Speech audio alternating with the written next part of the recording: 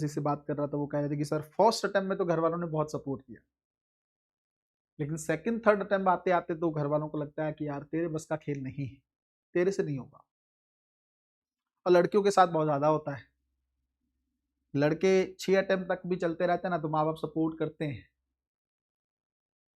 लड़की का एक आध अटेम्प्ट भी ऊपर नीचे हो जाए ना तो उसको शादी का प्रेशर तुरंत आने लगता है। तुरंत ये प्रेशर होने लगता है कि अरे छोड़ो, तुम्हारे बस का नहीं है, तुम्हारी शादी भी करवानी है। माँ बाप को ऐसा लगता है।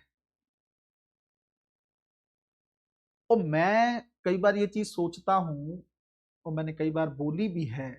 पहली बात तो भेदभाव होना ही नहीं चाहिए। जितनी छूट आपने लड़के को दी है उतनी ही छूट लड़की को भी मिलनी चाहिए, इवन तैयारी के पॉइंट से। पहली चीज।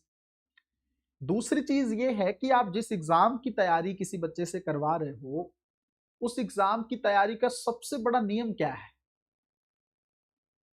सबसे बड़ा नियम यह है कि होने को फर्स्ट अटेम्प्ट में ही हो जाए, और ना होने को हो अंतिम अटेम्प्ट तक ना हो, और अंतिम अटेम्प्ट में हो जाए। ये नियम है सबसे बड़ा आईएएस की तैयारी का। शायद आपको ज्यादातर लोग नहीं कहते होंगे ये, लेकिन मैंने तो बहुत बार बोला है कि कई बार आपको तुरंत सफलता मिलती है। फर्स्ट अटेम्प्ट में दिया, निकल गए, हो गया काम।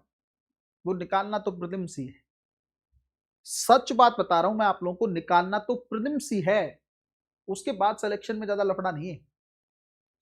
लेकिन प्रीलिम्स कई बार 1 साल 2 साल 3 साल नहीं निकलता। अब क्यों नहीं निकलता है प्रीलिम्स, ये भी एक बहुत बड़ा सवाल है।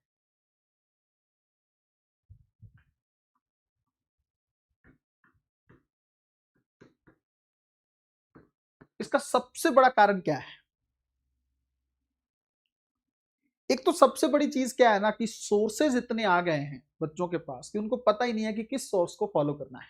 सबसे बड़ा कारण। एआई नहीं था पहले, एआई आ गया है।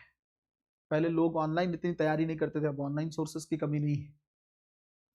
पहले कोचिंग्स का कंटेंट सिर्फ दिल्ली में मिलता था या नहीं मिलता था, अवेलेबल नहीं था, अब घर घर में अवेलेबल है। पहले कोचिंग्स उतनी ज्यादा नहीं थी, अब तो हर घर में कोचिंग है आईएएस की। हर कोई कोचिंग को शुरू करके बैठा। सच बता रहा हूं मैं ये बात। ऊपर से सबसे बड़ा कारण, जब इतना कुछ होगा मार्केट में, सोर्स इतने बढ़ जाएंगे, कोचिंग्स इतनी बढ़ जाएंगी, एआई के इतने सारे प्लेटफॉर्म आ जाएंगे जो आपको सब कुछ बना बनाया रेडी करके देंगे, तो यूपीएससी एग्जामिनर की, यूपीएससी चेयरमैन की एक मजबूरी हो जाएगी कि पेपर ऐसा बनाओ जो इन सब में कहीं से आए ही ना। सच बात बता रहा हूं मैं आप लोग। आप चाहो तो इसको वेरीफाई कर लेना, कहीं से भी वेरीफाई कर लेना। यूपीएससी एग्जामिनर बोर्ड जो पेपर बनाएगा वो कहेगा मैं ऐसे सवाल पूछूंगा जो कहीं से रहा है, ना उसको चैट जीपीटी पकड़ पाए, ना उसको गूगल का कोई प्लेटफॉर्म पकड़ पाए, कोई चैटबॉट उसको पकड़ ही ना पाए, ना कोचिंग पकड़ पाए, ना प्रिंटेड मटेरियल पकड़ पाए। मैं ऐसा पेपर बनाऊंगा। मैं एक ही क्वेश्चन में 4 अलग अलग टॉपिक पूछूंगा। मैं पेपर के अंदर इतने इनोवेशन करूंगा, इतने नवाचार करूंगा कि एथिक्स भी डाल दूंगा उसमें, जो भी है कल्चर के क्वेश्चन एकदम से बढ़ा दूंगा, हिस्ट्री के कम कर दूंगा, इकोनॉमी के बढ़ा दूंगा, उसके कम कर। एक ही पेपर में मैं भर भर के इनोवेशन नवाचार करूंगा।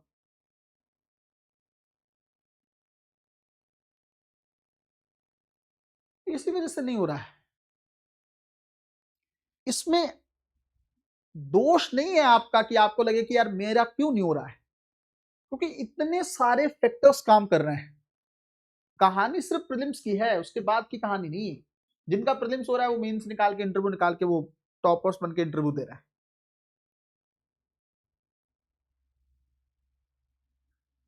टॉपर्स बन के इंटरव्यू दे रहे हैं वो कि अरे मैंने तो ये किया, मैंने वो किया। कुछ नहीं किया उसने, सिर्फ प्रीलिम्स क्वालिफाई किया है।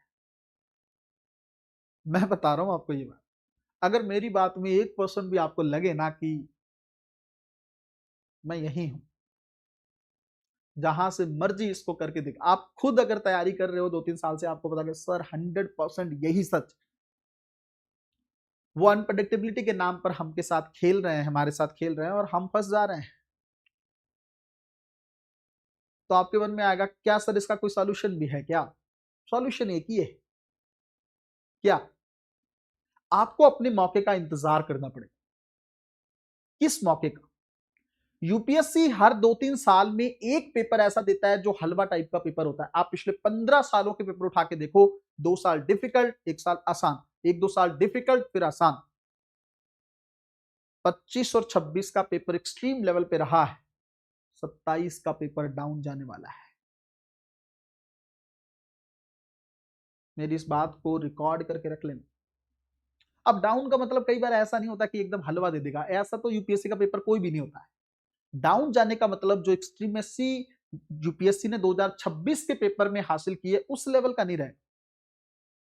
आपको अपने मौके का इंतजार करना होगा, और कई ऐसे हैं जो 2026 का पेपर देखकर उनको लग रहा है कि अब तो हम किसी काम के ही नहीं रहे,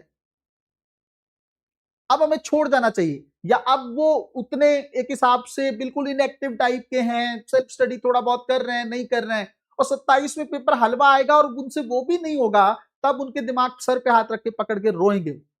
सच बता रहा हूं मैं कि अरे यार ये तो सारा ही कंटेंट से था, ये तो सारा ही तैयार था, मेरे को आता था, बट क्यों नहीं हुआ? क्योंकि आपने उस मौके के आने से पहले ही अपने हथियार गिरा दिए।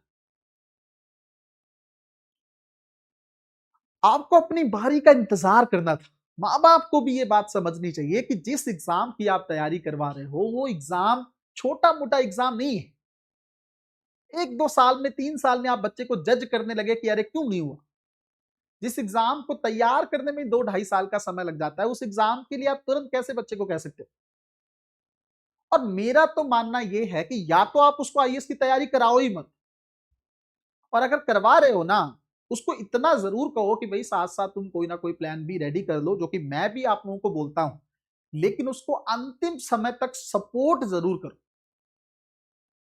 अगर आप उसको अंतिम समय तक सपोर्ट नहीं करोगे ना, तो वो उसकी जॉब कोई और लेके चला जाएगा।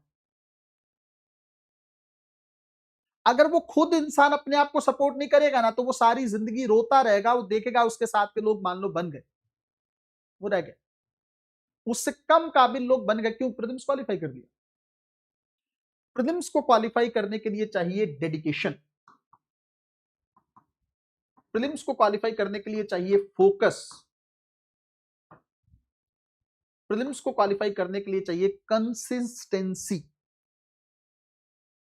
जो इंसान कंसिस्टेंट तरीके से हार्डवर्क करता है ना, प्रैक्टिस करता है, लगा रहता है, वही प्रीलिम्स क्वालिफाई करता है। और मैं बार बार एक ही बात लिख के देने के लिए तैयार हूं, इसी का गेम है सिर्फ।